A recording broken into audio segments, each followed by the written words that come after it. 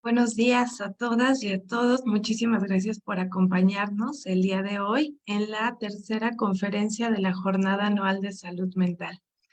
El día de hoy tenemos el gusto de tener al doctor Itzamna Ángel Está, quien es especialista en psiquiatría y alta especialidad, en medicina del sueño y nos va a ayudar explicándonos de este tema importantísimo que es trastorno del sueño. Bien dicho, muchísimas gracias, Itzamna, por estar por acá. Te Muchísimas presento. gracias. Itzamna estudió medicina en la Universidad Popular Autónoma del Estado de Puebla. Se especializó en psiquiatría en el Instituto Nacional de Neurología y Neurocirugía a través del Programa Único de Especialidades Médicas de la UNAM y está certificado por el Consejo Mexicano de Psiquiatría. Asimismo, realizó la alta especialidad en medicina del sueño en el Instituto Nacional de Psiquiatría y es miembro activo de la Academia Mexicana de Medicina del Dormir.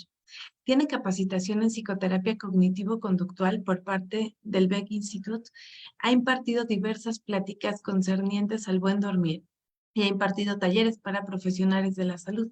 Igualmente, ha impartido talleres de manejo de conflictos para la CONAMED. Muchísimas gracias por estar acá, Itzamna, y pues te escuchamos con mucha atención. Muchísimas gracias. Muchas gracias a ustedes por la invitación. Y pues empezamos realmente con unas cuestiones muy sencillas. Bueno, ya me presentaron, entonces tampoco me voy a detener mucho acá. El... Ujú. Este es un pequeño epígrafe que me gusta mucho de Borges, justo porque habla de cómo muchas veces confundimos que el sueño solo es un reposo, pero cuando te despiertas, o bueno, justo como dice él, ¿no? ¿Por qué si te despiertan bruscamente sientes que te han robado una fortuna?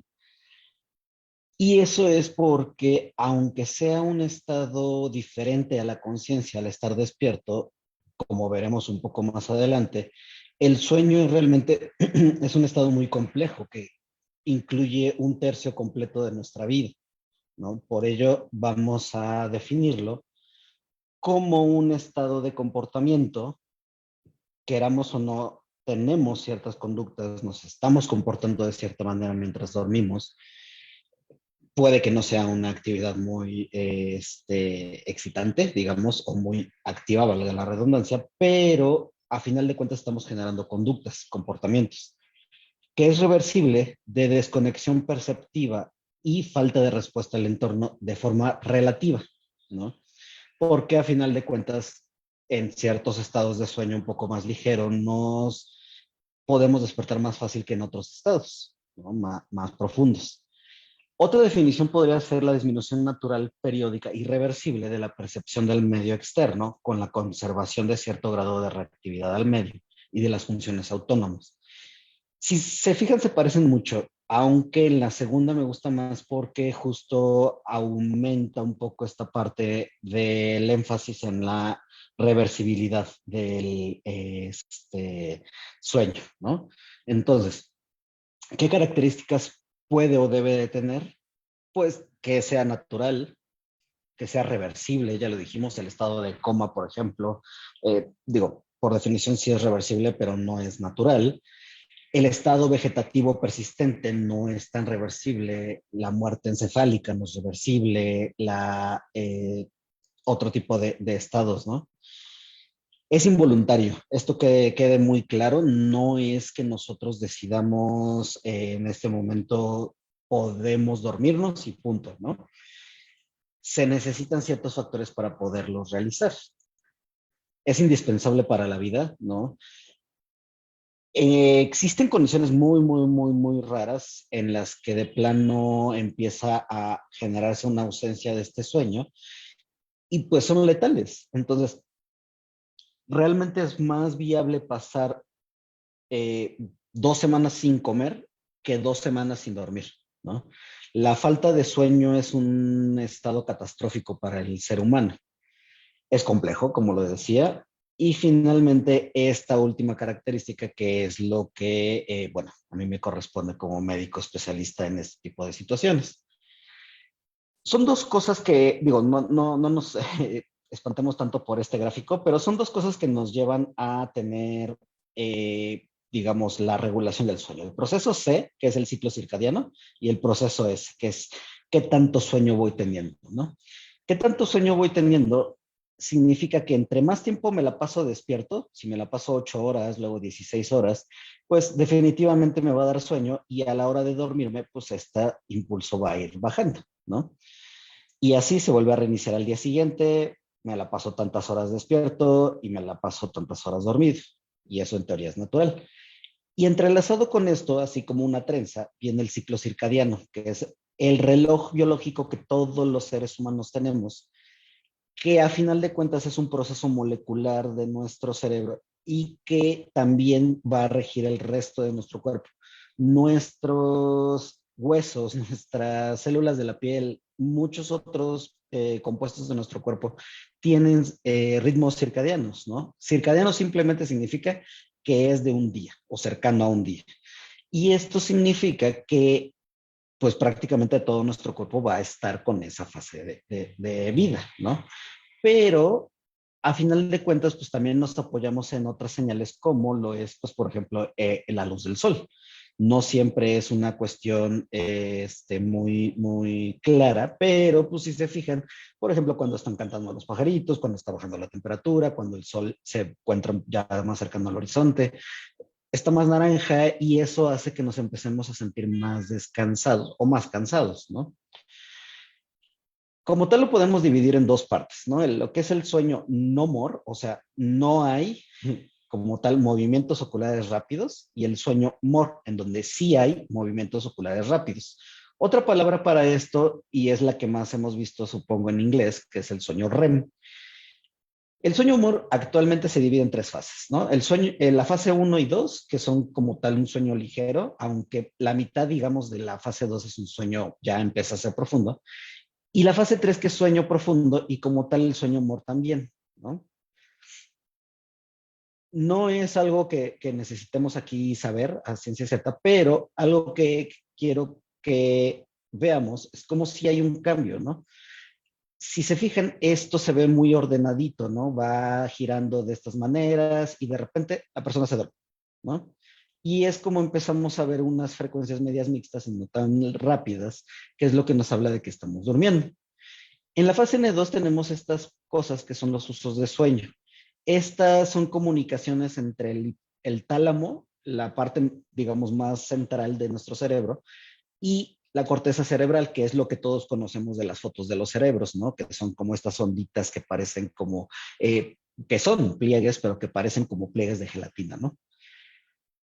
Y la fase 3, si se fijan, son ondas muy amplias, pero muy lentas, ¿no? Van muy despacio. Obviamente no las estoy siguiendo con la precisión que debería, pero si se fijan, son muy amplias y muy lentas. Por eso es el sueño más profundo, digamos, es donde está más desactivado e inactivo, que no es lo mismo. Desactivado es que propositivamente nuestro cuerpo, nuestro cerebro se desconecta del entorno, ¿no? Entonces es más difícil despertar a alguien ahí, es más difícil que nos haga caso. En cambio, cuando entramos en sueño moro, sueño REM, digo, aquí no se ve tan fácil, pero estas partes parecen prácticamente como si estuviéramos nuevamente despierto, ¿no? Es el punto número uno que se me perdió por ahí, que es justo esto, ¿no? Si se fijan, es muy parecido al sueño bueno, digo, perdón, al estar despierto o al sueño ligero. Y justo los movimientos oculares rápidos son estas pequeñas ondas que yo les digo que parecen flechas, que se ven cuando les ponemos el registro en los ojitos, ¿no? El sueño no es lo mismo para todos los seres humanos, para todas las personas, para todos hombres y mujeres y no binarios, ¿no? Lo que hace que el sueño sea diferente en cada uno de nosotros realmente es el desarrollo neurológico. Entonces, un recién nacido va a dormir 18 horas, pero no las va a dormir de corrido. Va a dormir en intervalos de 2.5 a 3 horas. ¿Por qué? Pues porque a final de cuentas el niño, una, no tiene una estructura de sueño mor de 1, 2, 3, no mor y luego mor, ¿no?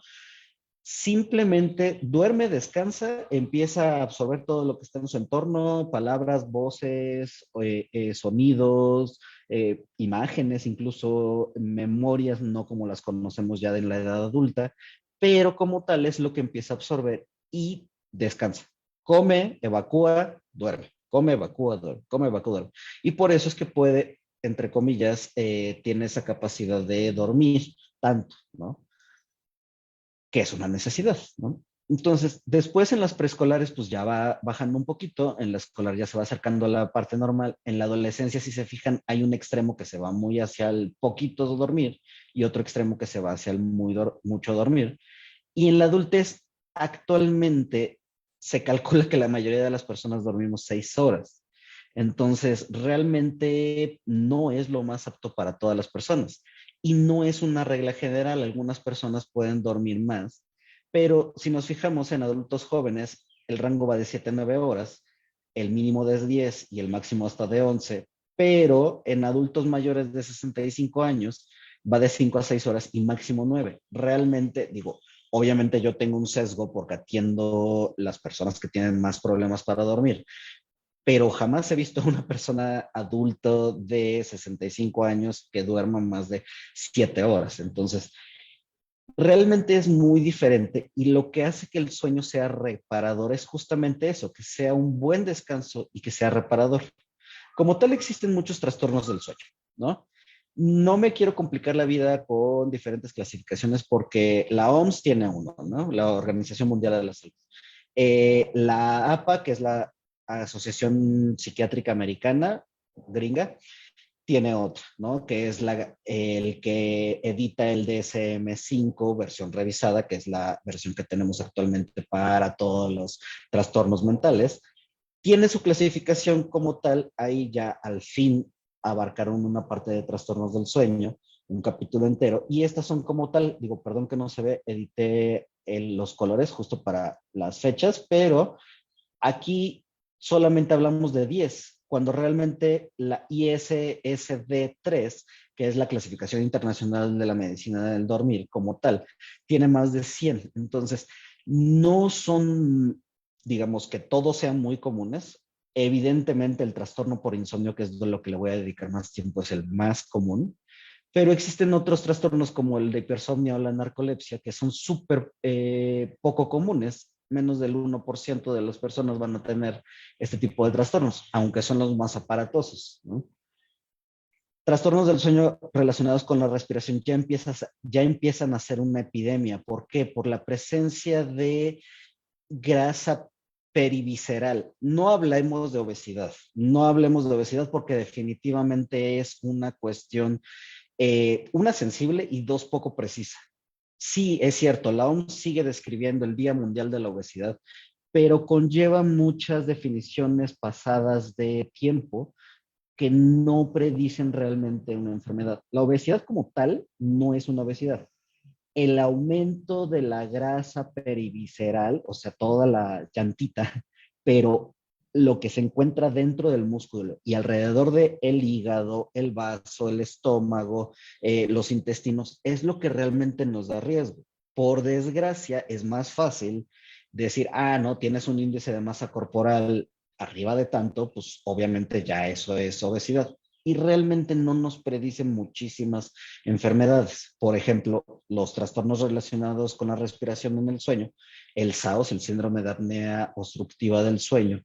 Sí, es cierto, el aumento de peso es un rasgo muy importante en ello, pero realmente no es como tal la cintura o el peso como tal de acuerdo a tu altura, sino realmente lo no ideal, de hecho, es que se empieza a acumular un poquito de grasita en zonas que no tienen otro sostén, como alrededor de la lengua, los cachetes como yo, la zona de la papada, y estas zonas no necesariamente aumentan en todas las personas que aumentan de peso, ¿no? A veces puede ser una condición, por ejemplo, patológica como el Cushing, que tiene que ver con las hormonas adrenales, cortisol, hidrocortisona, etcétera, pero aldosterona, pero no necesariamente tienen que ver con la obesidad.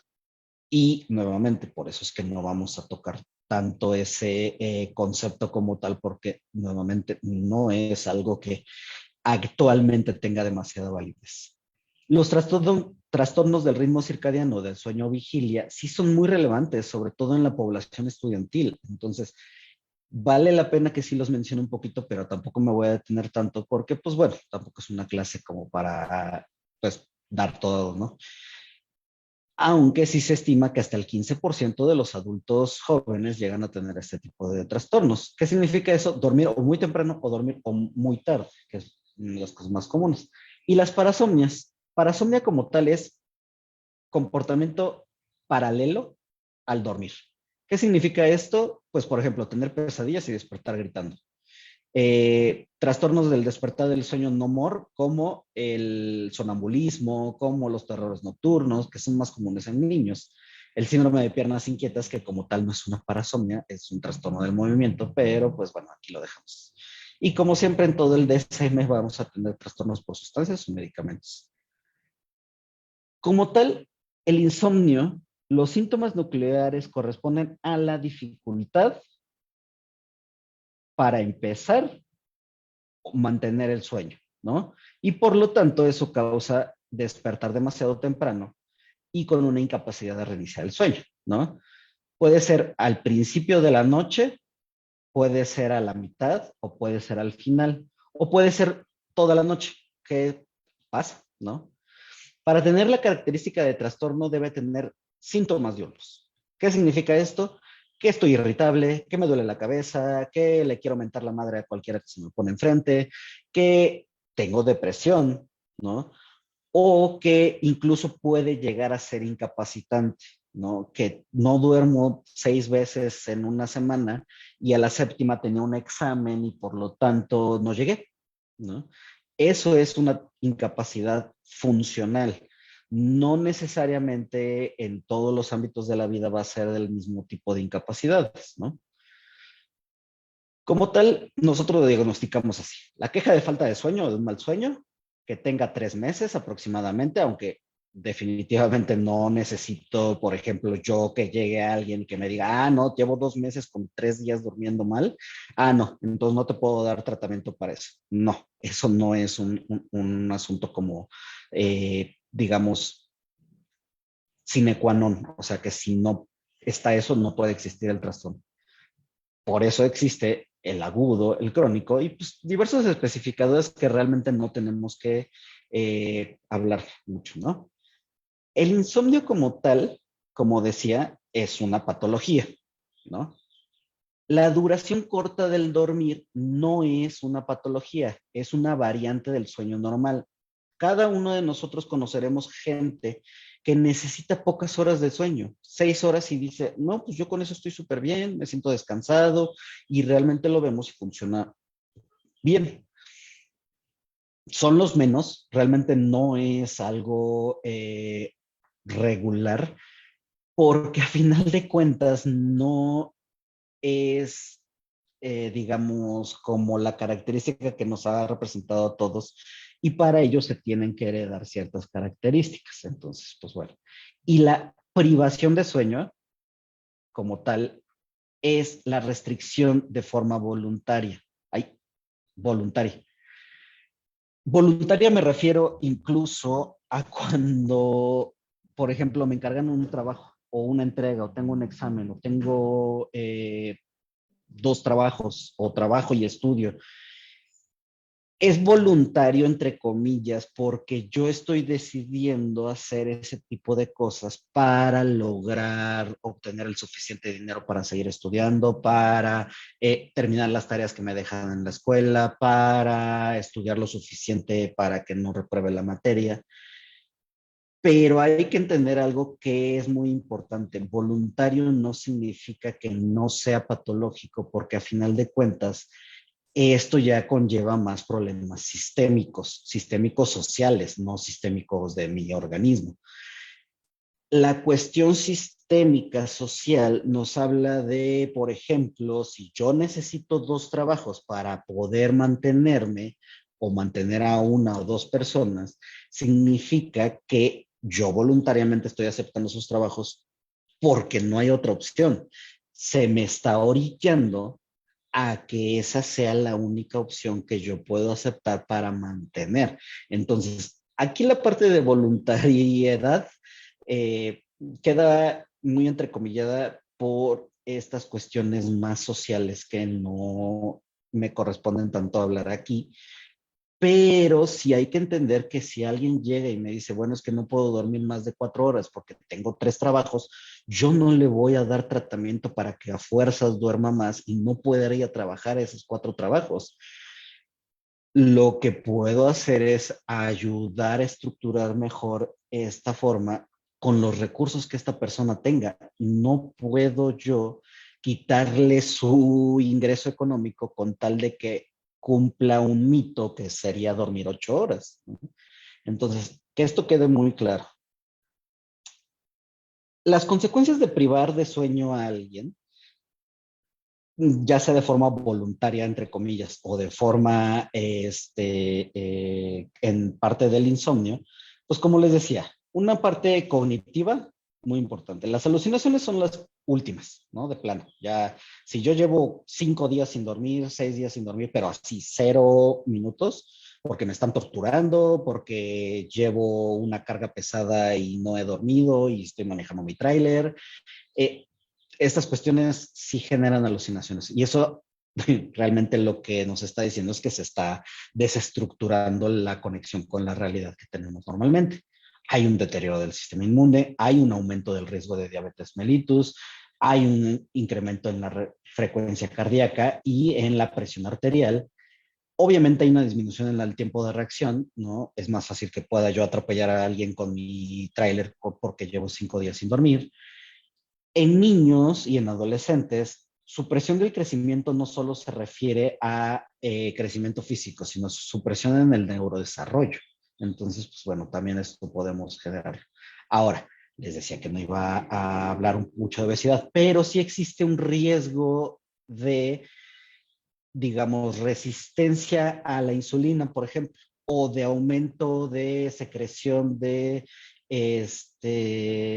orexinas, que son hormonas que nos ayudan a buscar el alimento, o un aumento, o una alteración en el eje grelina,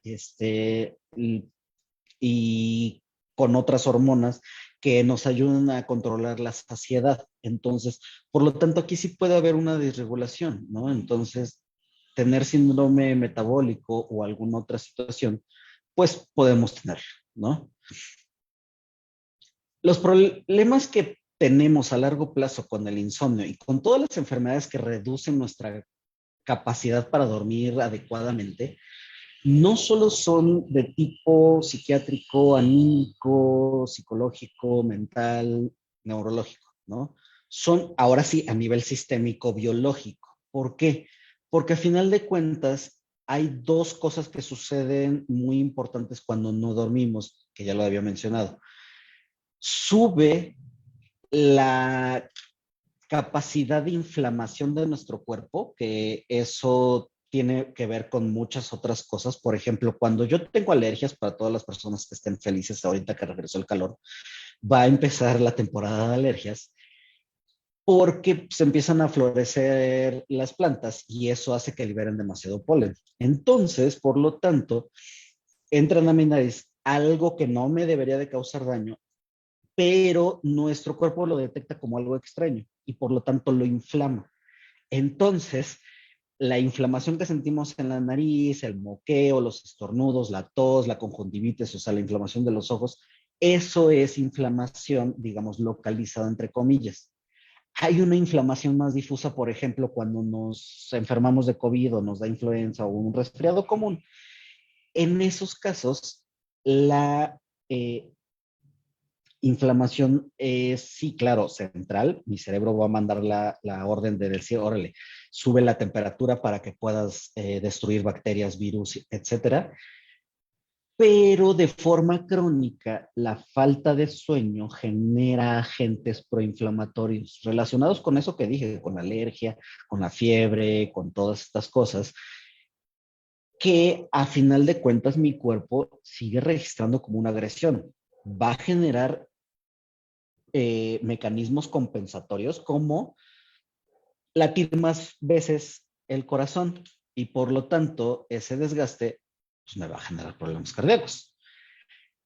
Como no estoy llegando a un estado de relajación, ya no les demostré tan fácilmente aquí en el gráfico, pero algo bien común es que cuando estamos descansando, entre más profundo el sueño, más relajación muscular hay. Si se fijan, aquí empieza, luego empieza a bajar un poco más, todavía hay algunas cosas, aquí empieza a bajar otro poco más, y aquí definitivamente, si nos fijamos, en esta región, las piernas, no hay absolutamente nada de tono muscular, ¿vale? Aquí se ve grueso, pero realmente también no significa que no hay absolutamente nada de tono muscular. Entonces, eso quiere decir que pues hay mejor reparación de los músculos entre más profundo sea el sueño. Porque, pues queramos o no, dependemos de nuestros músculos para movernos, para hacer las cosas, para todo. Y si no está esa relajación, nuestro propio cuerpo compensa subiendo la presión de forma abrupta, entre comillas, de vez en cuando, para lograr mantener esa estabilidad que no se le está dando con la relajación muscular, con el sueño profundo. Entonces, pues generamos hipertensión, ¿no? Como decía, la disminución del sistema inmune por el insomnio crónico puede generar cáncer, ignoren este error ortográfico, porque, digamos, nuestro cuerpo siempre está produciendo células malas, alteradas, pero nuestro mismo cuerpo las detecta y dice, no, tú estás muy feita o muy feito y por lo tanto te voy a comer y te vas de regreso para que podamos reproducir otras células de adecuada función. Lo que sucede con el cáncer es que son células tan agresivamente buenas en reproducirse que de plano ningún sistema del organismo logra detenerlas. Y eso es lo que genera un tumor o un cáncer de cualquier otro tipo. Entonces, por eso, a la hora de disminuir el sistema inmune, lo que viene como consecuencia pues, son diferentes tipos de cáncer. El insomnio se puede generar por diferentes cuestiones, pero pues, si lo dividimos rápido con algo muy fácil, está el modelo de las tres P's. Son factores predisponentes, ¿no? Como nuestra personalidad. Si soy muy ansioso, es probable que si me empiece a costar trabajo empezar a dormir. La edad, entre mayor edad, por desgracia, es más difícil dormir. Factores sociales, evidentemente, si yo no tengo hogar, si me corrieron de mi país, si soy un refugiado político, si estoy migrando, si estoy solo, si estoy soltero, me van a generar problemas de sueño. Y el ciclo sueño-vigilia, si no está bien entrelazado, por ejemplo, si yo quiero dormir durante el día, pero mi ciclo de sueño-vigilia dice, no, tienes que dormir en la noche, pues eso me va a generar insomnio. Pero no es suficiente. Para eso necesito pasar este umbral en los factores precipitantes. Que me dio una apendicitis y me tuvieron que operar. Bueno, el dolor mismo me va a generar insomnio. La depresión, la ansiedad, el estrés postraumático, el mismo estrés como tal crónico, el burnout, eventos estresantes como ver, pues no sé, que mis calificaciones van disminuyendo, hasta el ver homicidios, hasta el sufrir de forma repetitiva o incluso una sola vez sin menospreciar la diferencia entre ambos, eventos violentos hacia mi persona.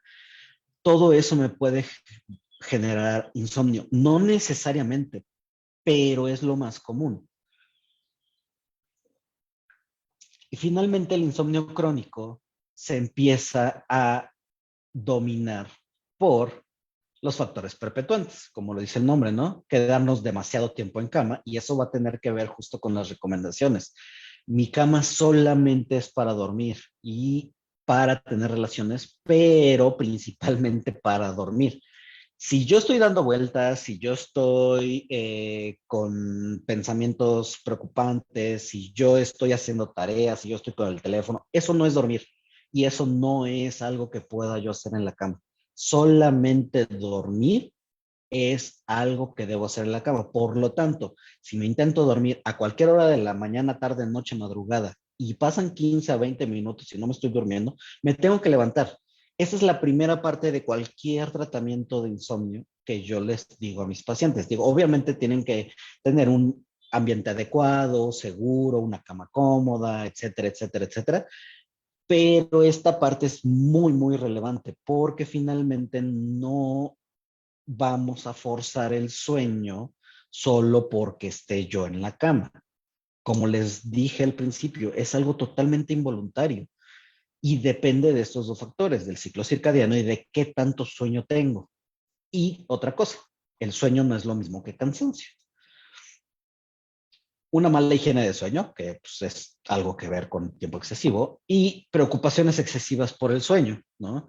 Ahí es que si duermo ahorita voy a dormir 7.5 horas, pero si me duermo a las 3 de la mañana voy a dormir 4 y por lo tanto no voy a poder reponer y no tengo espacio para echarme una siesta y toda esa preocupación. Realmente de un día para otro no me va a matar el sueño, me va a complicar la vida a largo plazo y si le pongo tanta atención al corto plazo, en el largo plazo va a ser algo muy desgastante. El sueño es bueno, más bien, el buen sueño, el buen dormir, es un objetivo a largo plazo, no a corto plazo. Como tal, ¿qué es la higiene de sueño? Pues son recomendaciones para evitar el insomnio y dormir mejor, pero no son el tratamiento del insomnio. El tratamiento del insomnio, como tal, sí es una terapia cognitivo-conductual muy dirigida al insomnio, lo que tiene más evidencia, pero también el mindfulness, también el tratamiento de las causas subyacentes, ¿no? Y se ha visto que realmente el que trata mejor el sueño es el mecanismo de, digamos, de conducta y de los pensamientos. Tratar esas dos partes, obviamente las emociones incluidas en esas tres partes, porque pues van entrelazadas, no es que podamos tener una sin la otra. Realmente los pensamientos, las emociones y las conductas son parte de, pues bueno, lo que conforma nuestra mente, si así le queremos llamar, humana, pero eso es lo que nos va a ayudar a tener un buen sueño. Pero como tal, si lo buscan en cualquier lado prácticamente, incluso en mi página, hay muchísimas páginas que hablan de higiene del sueño y casi todas son universales. No pasar mucho tiempo en la cama, no tomar bebidas energéticas en la noche, intentar tener un horario, intentar dormir a la misma hora, levantarnos a la misma hora, levantarnos en el momento en el que nos despertamos, tener una habitación fresca, oscura, sin tanto ruido, que yo sé que no es algo que todos tengamos la fortuna, el privilegio de tener, pero entre todo lo que pueda hacer, que sea un lugar sagrado para poder hacer exactamente eso, dormir, ¿vale? Otra cuestión que quería hablar era del SAOS. Solo voy a pasar muy rápidamente ya estas otras porque justo me quería enfocar más en el insomnio y pues en las preguntas que pudieran surgir en ello, ¿no?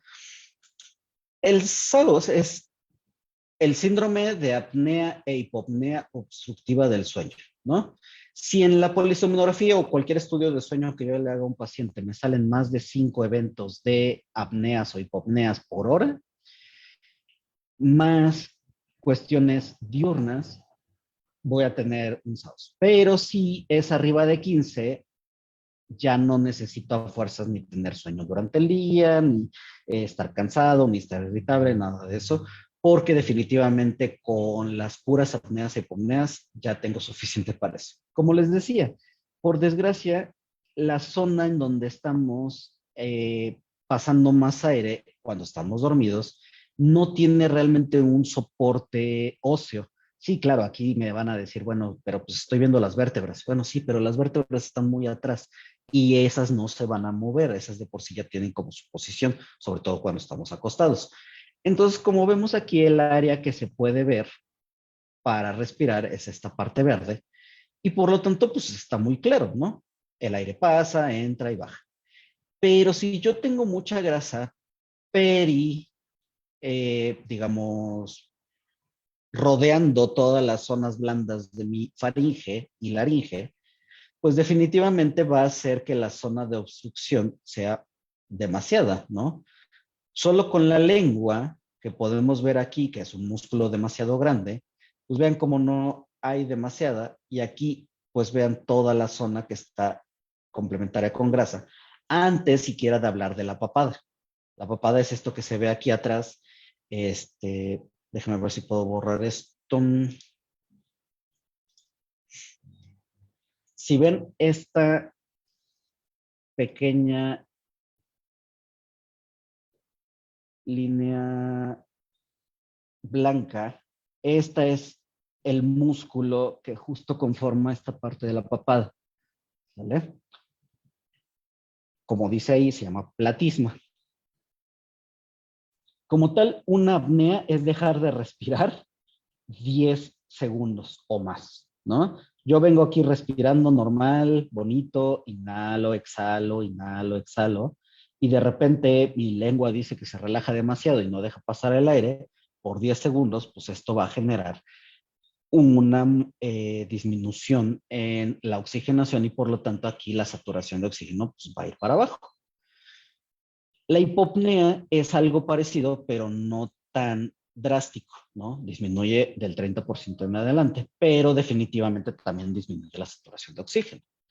Entonces, eso es lo que queremos evitar, porque como tal nos genera más daño el tener esos cachos de hipoxia, o sea, de disminución de oxígeno en la sangre, cada cierto tiempo, porque imagínense todo el día estar aguantando cada hora 30 veces o más el aire por 10 segundos. Pues bueno, les va a tomar la mayor parte del día, entonces también les está tomando la mayor parte de la noche.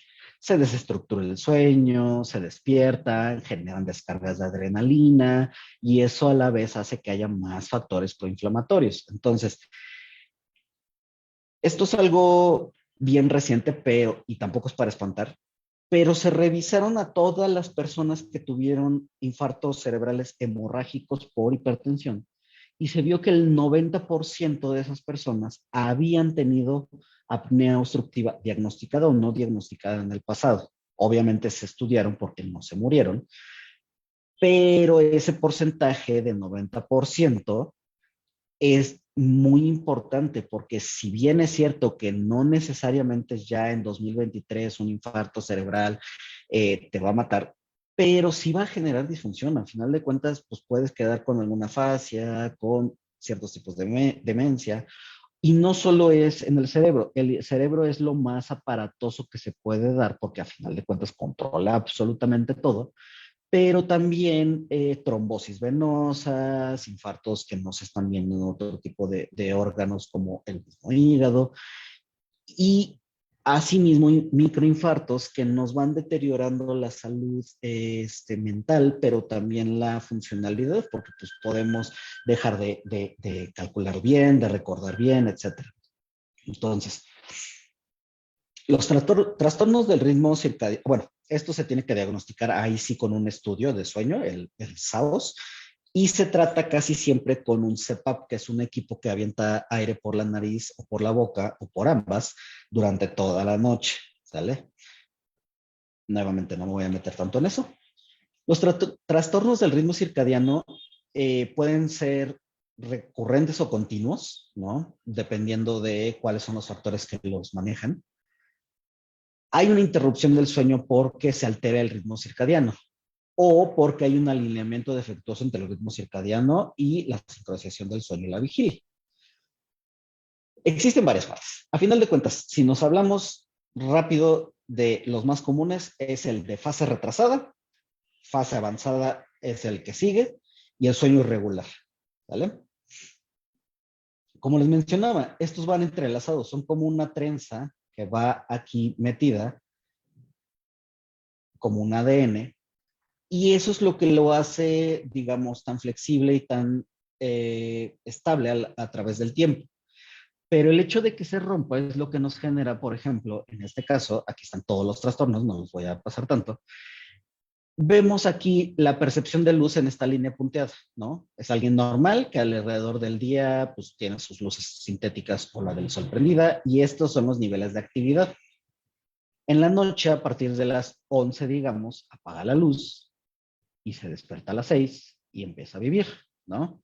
Digo, yo personalmente pienso que a las 6 de la mañana sigue siendo una hora muy temprana, pero lo más común, por ejemplo, los adolescentes, la fase retrasada, se van hasta las 1, 2, 3 de la mañana, apagan la luz, se despiertan a las 11 de la mañana y todo sigue alrededor de esto, ¿no? Entonces todos los días van a ver esta parte.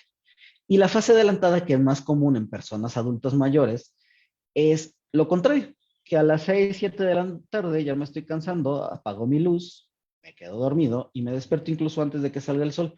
El problema es que a veces puede ser muy molesto porque es muy temprano. Aquí, por ejemplo, esta persona se despierta a las 2 de la mañana y pues ya no se puede volver a dormir. Entonces, pues bueno, en esos casos sí hay que estudiarlos y hay que tratarlos. Casi siempre el tratamiento es melatonina o son cosas más conductuales para ayudarlos a establecer de nuevo este ritmo circadiano. De los otros ya no voy a hablar tanto y pues aquí me quedo para que podamos pasar a la parte de preguntas.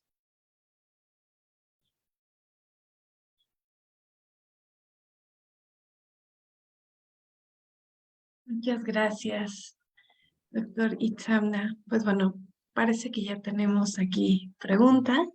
Dice, yo tengo una duda. ¿Por qué luego cuando uno duerme demasiado se siente más cansado que cuando duerme poquito?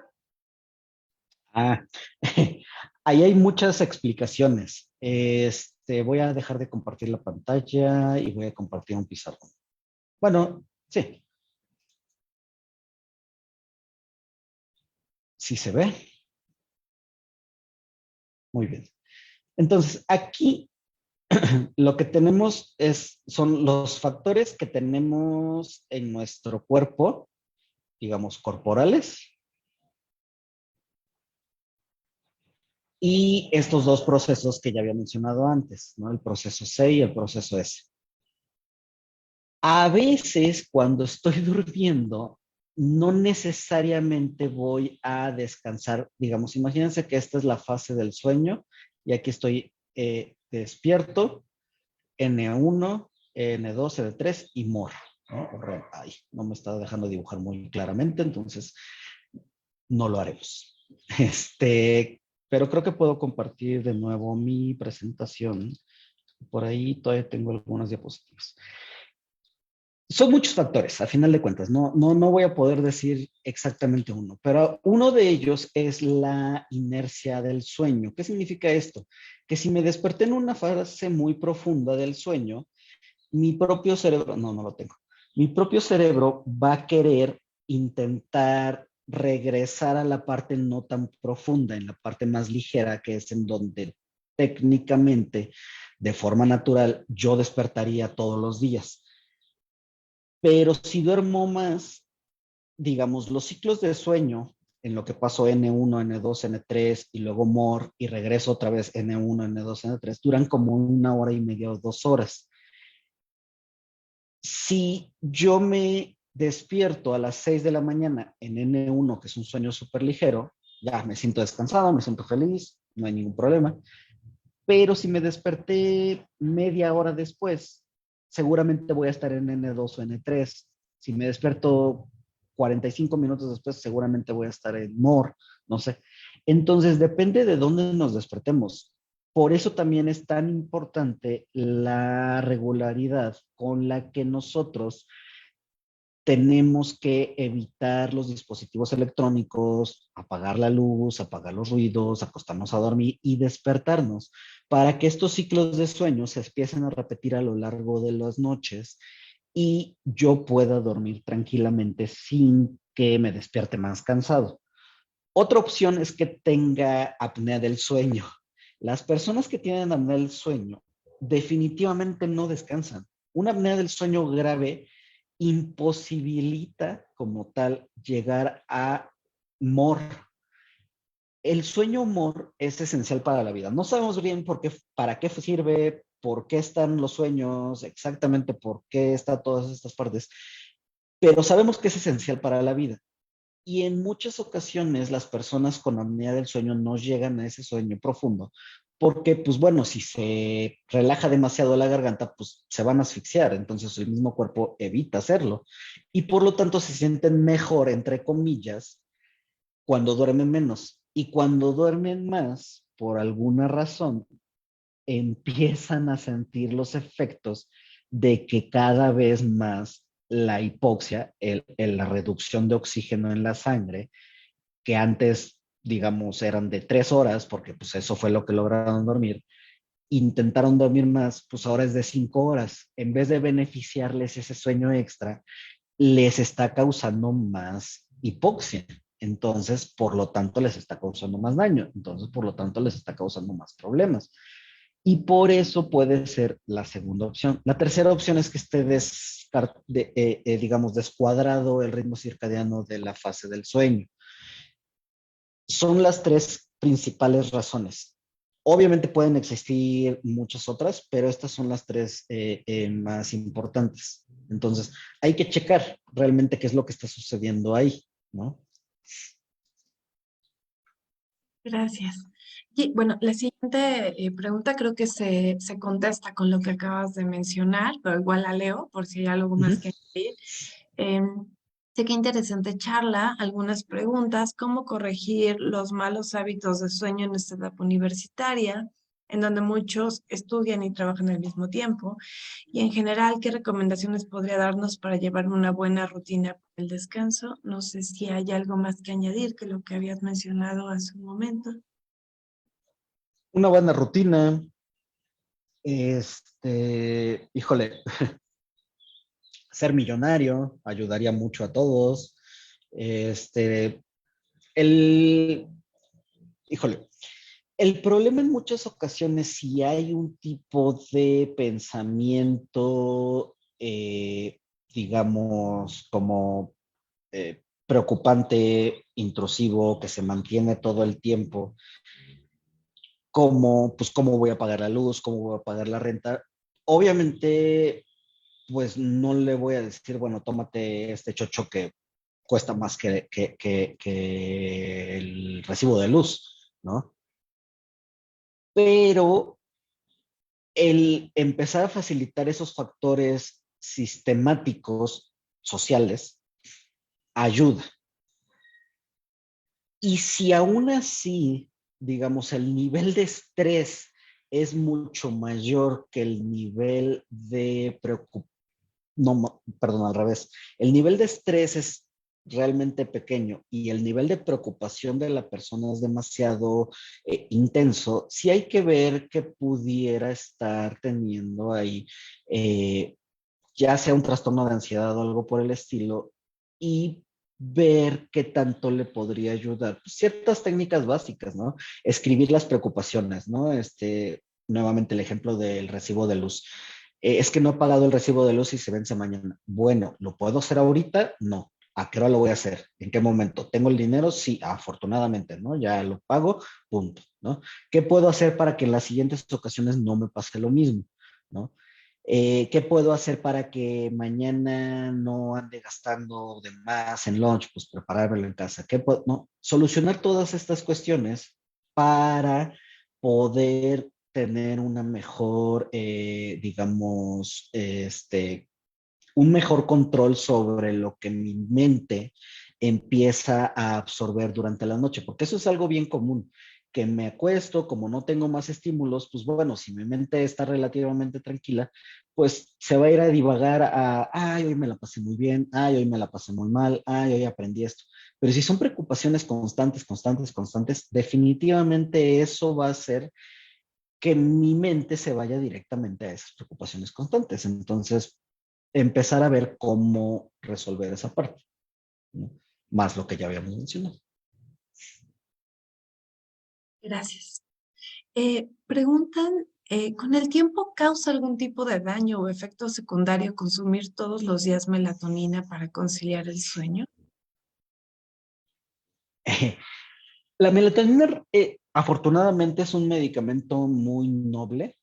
justo por eso, porque no causa realmente gran pues, daño como tal.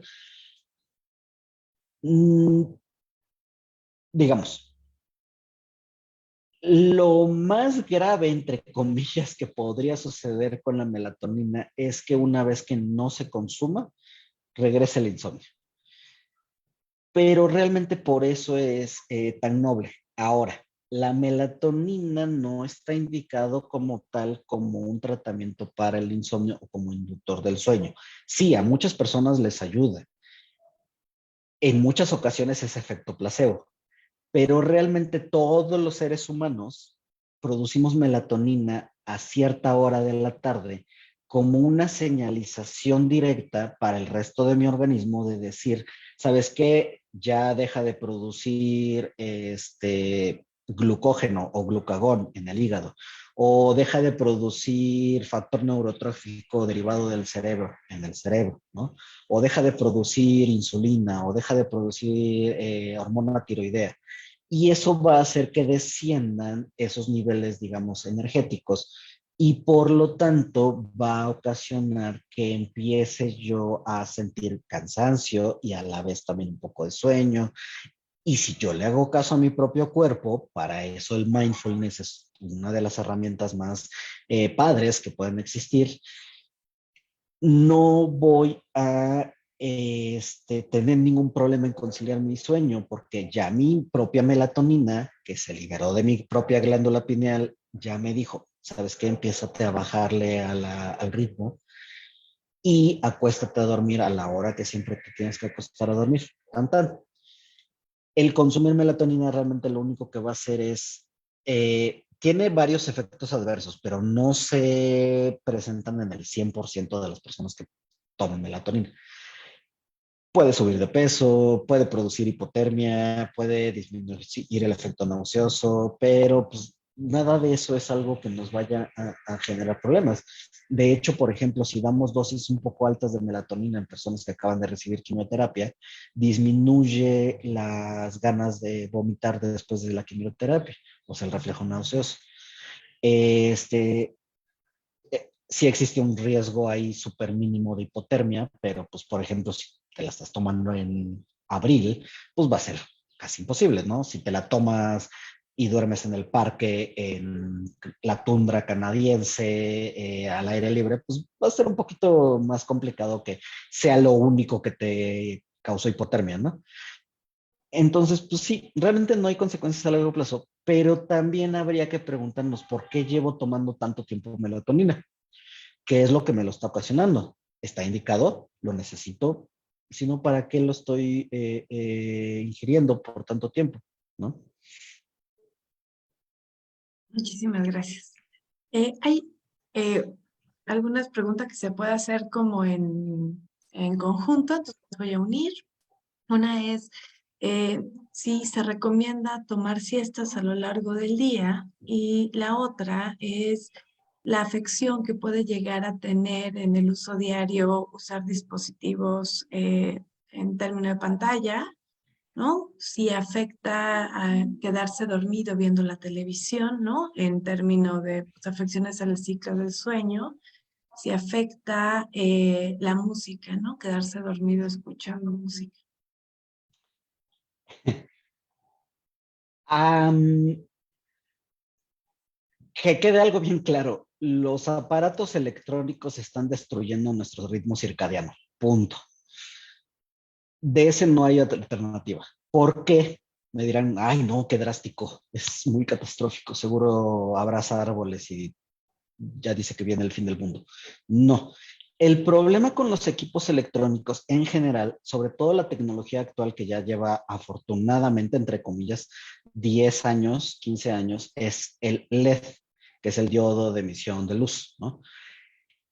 La tecnología LED afortunadamente se puede variar la frecuencia de onda a la que se emite. La frecuencia de onda a la que se emite cierta luz es lo que determina el color, ¿no? Por eso hay luz cálida y luz fría. La luz cálida son los tonos más rojizos anaranjados. La luz fría son los tonos más azules. Así, digo, súper rápido, una breve cuestión, clase de anatomía, fisiología y cómo funciona nuestra percepción, nuestra vista, ¿no?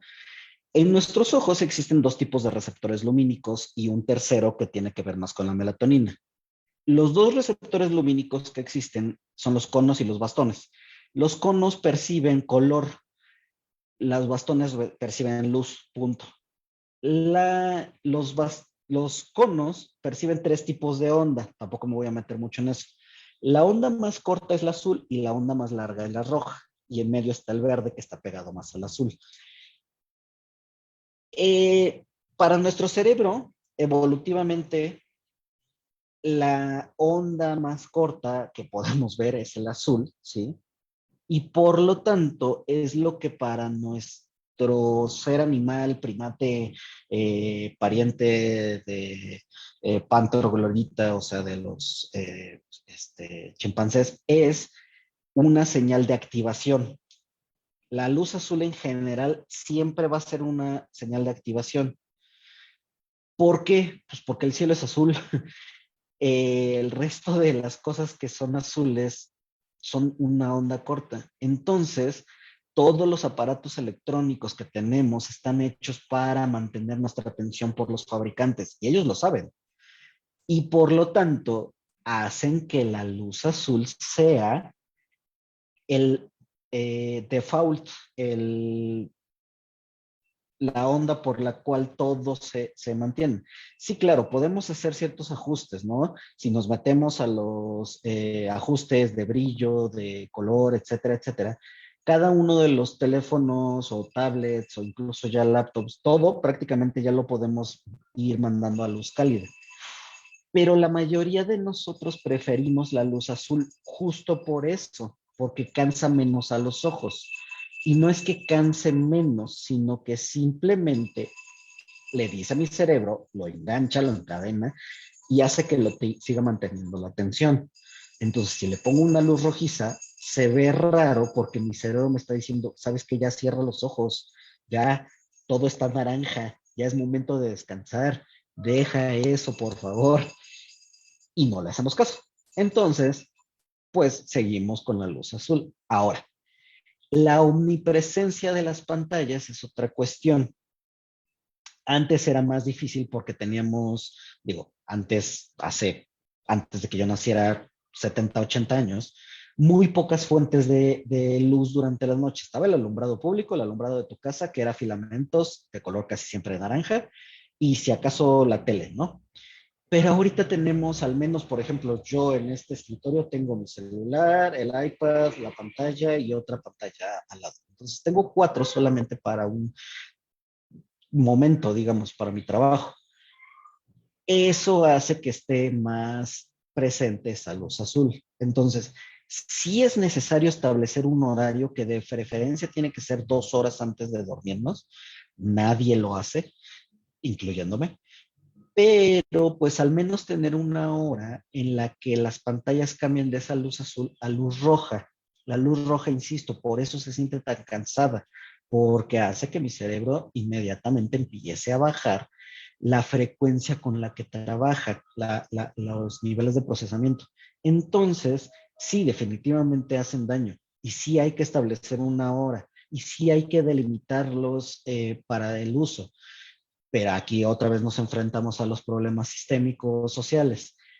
La mayoría de nosotros tuvimos que recurrir a Zoom, Skype y todas estas cosas. Este es el claro ejemplo de ello, para poder sobrevivir de 2020 para acá.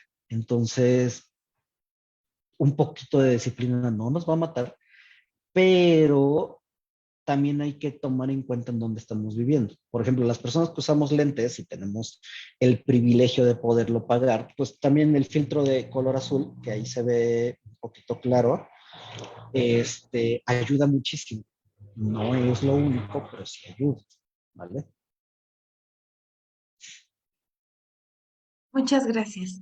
Bueno, hay un montón de dudas, pero bueno, también ya estamos sobre el tiempo. Solo en una cuestión de pregunta, no se puede responder como sí o no. ¿Tú recomiendas siestas por las tardes? ¿Te parece que funciona? Lo mismo que le voy a decir a todos los pacientes que vengan a mi consulta o que me pregunten eso en la calle. No hay respuestas de sí o no casi nunca. También. Depende. Si tú normalmente haces siestas, síguelas haciendo, pero que no sean de más de 30 minutos, justo para que no le quites la potencia del sueño a la noche. Si no estás acostumbrado a hacer siestas y súbitamente por alguna razón ahora te sientes todo el tiempo cansado y quieres dormir y no puedes poner atención a menos que te tomes 16 siestas al día, mándenme mensaje. Si tienen más dudas, sí me pueden contactar sin problemas. Me voy a intentar meter ahorita al chat de ahí de la plática, pero si no en mi correo, que es dr de doctor, punto, itzamna, yo sé que está difícil, pero es itzamna, punto tah, que es mi apellido materno, en Gmail, por favor. Perfecto. Sí, ahorita lo ponen en la, no sé si Mane o alguien nos puede ayudar a poner el correo para que puedan dar respuesta a las dudas que quedaron pendientes. Y, y pues bueno, pues eh, estamos ya insisto, ¿no? Como son las 12 y se nos sacamos con un tema que es súper interesante y me parece que produce, ¿no? Con un montón de dudas, pero sobre todo con un montón de mitos, ¿no? Que creo que esa es o sea, lo que nos has ayudado el día de hoy es una aportación magnífica porque justo romper, ¿no? Como con estigmas, todos creemos que sabemos, ¿no? Sobre cuestiones de sueño y, bueno, acerquémonos a los especialistas, ¿no? No presupongamos cosas.